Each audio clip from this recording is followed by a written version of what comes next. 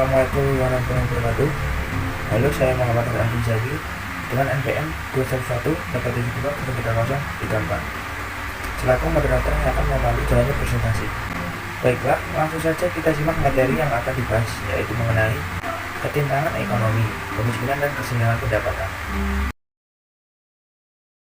Perkenalkan, saya Lina Gustaria Filinanti Diasa Putri dengan NPM 21187203110 selaku pemateri pertama dari kelompok kami. Konsep dan definisi kemiskinan. Kemiskinan merupakan suatu kondisi yang dipandang sebagai ketidakmampuan dari sisi ekonomi untuk memenuhi kebutuhan dasar manusia, yakni pangan dari aspek pemasukan untuk membeli makanan dan bukan dari aspek pengeluaran. Dengan kata lain, bahwa kemiskinan terkait dengan tingkat pendapatan. Apabila seseorang kehilangan pendapatan dan aksesibilitas terhadap sumber daya pemenuh kebutuhan hidup berupa pangan, sandang, papan, serta layanan hidup lainnya.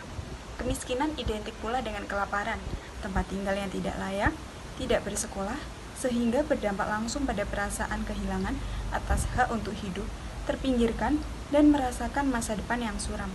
Semua hal yang disebutkan tadi merupakan fenomena dan kejadian yang terasa ketika seseorang berada pada posisi miskin. Terima kasih. Halo, saya Eka Putri Nurjana dengan NPM 21187203081 selaku pemateri kedua akan mempresentasikan mengenai pengertian garis kemiskinan dan indikator dari kemiskinan. Berikut penjelasannya. Garis kemiskinan. Garis kemiskinan mencerminkan nilai rupiah pengeluaran minimum yang diperlukan seseorang untuk memenuhi kebutuhan pokok hidupnya selama sebulan, baik kebutuhan makanan maupun non-makanan. Garis kemiskinan terdiri dari garis kemiskinan makanan dan garis kemiskinan non-makanan. Garis kemiskinan makanan merupakan nilai pengeluaran minimum untuk kebutuhan makanan yang disetarakan dengan 2.100 kilokalori per kapita per hari. Sedangkan garis kemiskinan non-makanan merupakan nilai pengeluaran minimum untuk kebutuhan non-makanan berupa perumahan, sandang, pendidikan, dan kesehatan. Adapun indikator dari kemiskinan. Bappenas memberikan rumusan yang konkret sebagai indikator utama kemiskinan adalah 1. Terbatasnya kecukupan dan mutu pangan. Kedua, terbatasnya akses dan rendahnya mutu layanan kesehatan. Ketiga, terbatasnya kesempatan kerja dan berusaha. Keempat, lemahnya perlindungan terhadap aset usaha dan perbedaan upah. Kelima, terbatasnya akses terhadap air bersih. Keenam, lemahnya kepastian kepemilikan dan penguasaan tanah. Halo, perkenalkan nama saya Risma Seviana dengan nomor NPM 2118720306062. Saya selaku pemateri ke-6 dan ke-7 akan menyampaikan hasil kerja kelompok kami.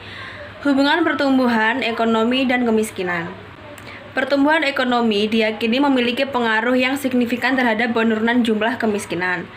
Namun demikian, pengaruh tersebut dapat saja berbeda antara negara yang satu dengan negara yang lainnya. Keadaan distribusi pendapatan jumlah penduduk urbanisasi memiliki kaitan penting dalam menentukan pengaruh yang terjadi antara pertumbuhan ekonomi dengan penurunan jumlah kemiskinan. Yang selanjutnya yaitu hubungan pertumbuhan ekonomi dan kesenjangan pendapatan.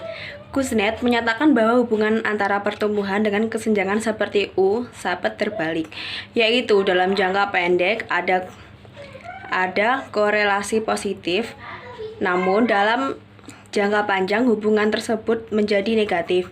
Artinya dalam tahap awal pembangunan tingkat ketimpangan akan semakin besar sampai pada tingkat tertentu dan selanjutnya tingkat ketimpangan itu akan semakin menurun.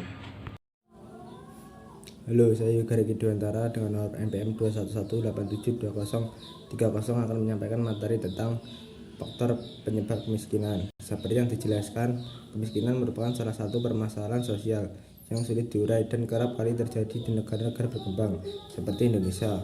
Kemiskinan dapat terjadi karena ada beberapa faktor yang menjadi penyebab kemiskinan tersebut. Berikut adalah faktor-faktor penyebab kemiskinan. 1. Laju pertumbuhan penduduk yang tinggi. 2. Masyarakat pengangguran meningkat. 3. Pendidikan yang rendah. 4. Terjadi bencana alam. 5. Distribusi pendapatan yang tidak merata. Terima kasih, itu materi yang dapat saya sampaikan. Baiklah, sebelumnya Assalamualaikum warahmatullahi wabarakatuh. Perkenalkan, nama saya Galun Resem dengan NPM 2118720303026 Jadi di sini saya akan membacakan materi yang selanjutnya. Kebijakan anti kemiskinan. Penanggulangan kemiskinan tidaklah hanya dapat diselesaikan oleh satu bidang ilmu dan satu pihak. Antara bidang sosial, ekonomi, pendidikan, agama, dan hukum sangat diperlukan dalam upaya penanggulangan kemiskinan. Hal ini bukanlah pekerjaan yang mudah, meskipun adalah kewajiban pemerintah untuk melindungi warganya, untuk mendapatkan kesejahteraan sosial, tetap diperlukan dukungan dari masyarakat itu sendiri, baik secara kelompok maupun secara perseorangan. Segala kebijakan pemerintah akan sangat tidak bermakna apabila tidak diwujudkan dalam masyarakat. Perwujudan ini tentunya membutuhkan para penegak hukum yang adil, jujur, dan memegang amanah dalam melaksanakan tugasnya. Jika demikian, sifat-sifat ini akan membawa pemerintah pada kewibawaan dan kehormatan yang diberikan oleh warganya dan warga dunia. Baiklah, itu tadi penjelasan dari materi ketimpangan ekonomi, kemiskinan, dan kesenjangan pendapatan. Semoga bermanfaat bagi teman-teman semuanya. Saya akhiri. Wassalamualaikum warahmatullahi wabarakatuh.